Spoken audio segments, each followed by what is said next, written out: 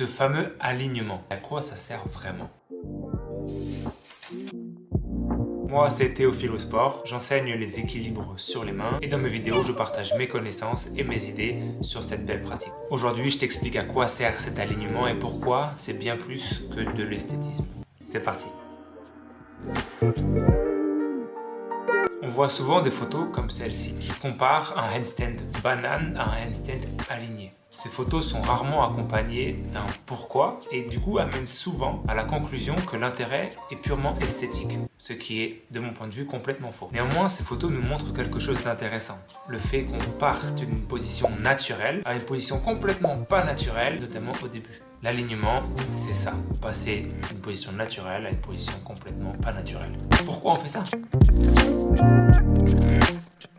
La première raison, la raison la plus pragmatique, être bien aligné est censé te faire dépenser moins d'énergie qu'être en banane. Tes articulations sont dans une position mécaniquement plus avantageuse. Tu es donc capable de dépenser moins d'énergie pour tenir l'équilibre. Pour la même quantité d'énergie dépensée, tu peux donc tenir plus longtemps. J'aime cette première raison car elle fait passer la technique avant la force. Si tu as une excellente technique et que ta ligne est bonne, tu n'as pas besoin d'être fort ou forte pour faire un handstand, contrairement à la croyance générale. Bon, petite parenthèse ici, si tu es comme moi, un profil raide surtout au niveau des épaules, tu dois te dire que je raconte quand même pas mal de conneries là. Comment est-ce qu'on pourrait dépenser moins d'énergie dans cette position alignée où notre corps lutte de toutes ses forces pour nous dégager de cette position là?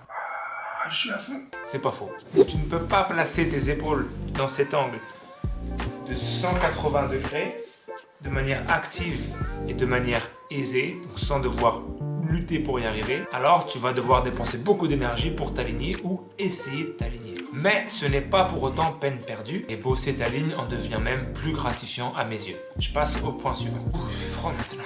Chercher à améliorer ta ligne, ça va nécessairement te développer. Pour avoir une ligne efficace, tu as besoin de deux choses. La première, c'est savoir comment et où placer tes différents membres. Et la deuxième, c'est pouvoir les placer à ces endroits-là.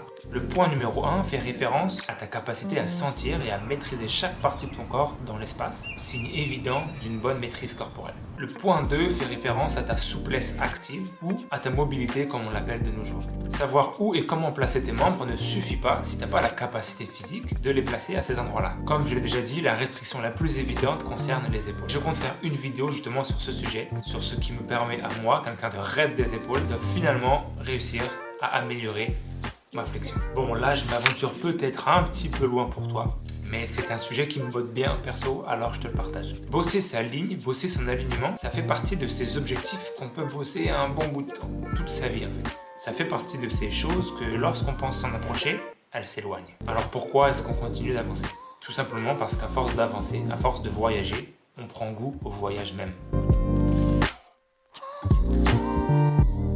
J'espère que je t'ai pas perdu. Pour conclure, get a line. Même si tu n'as pas besoin d'être bien aligné pour tenir en l'équilibre sur tes mains, l'alignement a d'autres intérêts un peu plus profonds à mes yeux et qui donnent vraiment un sens à la pratique des équilibres sur les mains. Et pour t'aider là-dedans, je t'explique dans ma prochaine vidéo l'alignement d'un point de vue très technique, articulation par articulation. Ciao!